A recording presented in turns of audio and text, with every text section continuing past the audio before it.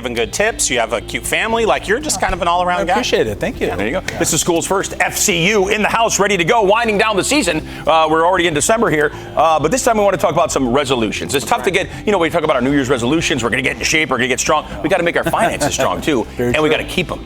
That's the other hard part, right? Yeah, exactly. And, you said it very well. And I think we're all guilty of setting those New Year's resolutions only to see them fall by the wayside. One key point in making those goals stick is setting SMART goals. And what that is making them specific, measurable, achievable, realistic, and timely. Yeah. This makes those resolutions become kind of, manageable steps that we can keep motivating ourselves throughout the year. That's really good. Did you see what he did there with that acronym of SMART? SMART.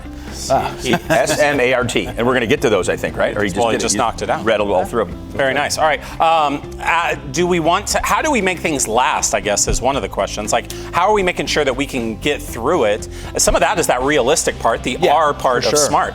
Like, I've heard you joke around, like, I'm going to save $1 million this year. I'm going to save $5 million. Yeah. Like, that's not realistic. That's not realistic. Let's do it. Let's do it. And, they all kind of go hand in hand. The key is starting with, first and foremost, we got to be very specific. Instead of saying I want to save more money, we need to start with, hey, instead, I'm going to save $200 each month for an emergency fund. That way we kind of keep it top of mind and able to.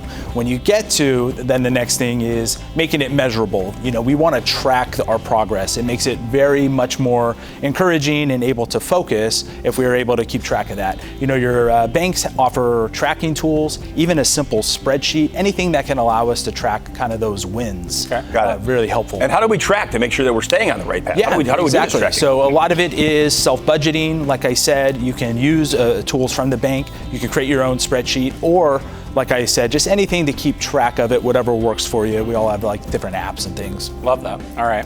So specific, measurable, achievable. I feel like we are going to run down all these. So break down our R for us. Yeah, the R is you want to make sure that they are realistic. Yeah. What we want to do is look at our income, look at our expenses, and set some targets that are challenging to us, but also possible.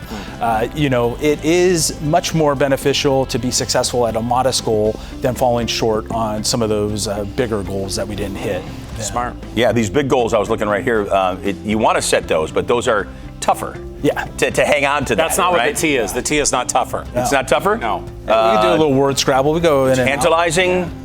T is? Travis. No. Travis. And that's where the timely comes in. Right. So, yeah, Make it timely. Exactly. Yeah. We want to make sure each of our goals has a clear timeline. It is much different to say I'm going to save $1,000 by June than just saying I'm going to save money when I can.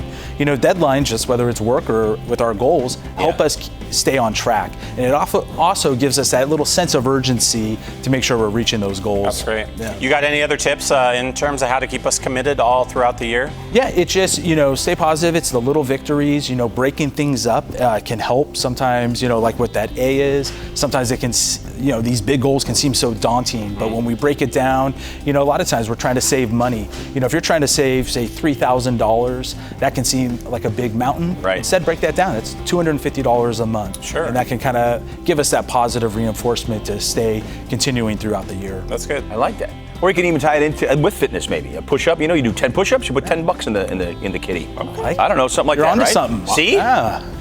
You could always You guys stop. hiring? You could do this. Always, yeah. You could always stop into Schools First too, and they'll just give you a whole pep talk. That's how you do it for sure. He'll be there too. He will. Roseville Branch, right? Roseville? There you go. Yeah, All his Roseville. colleagues, Come see us. SchoolsFirstFCU.org is where you can find him on the web. Instagram as well. Travis, happy holidays to you, your family. Thank you. Same Great likewise. to see you, and we'll see you in the new year, I assume. Appreciate it. We'll see you next year.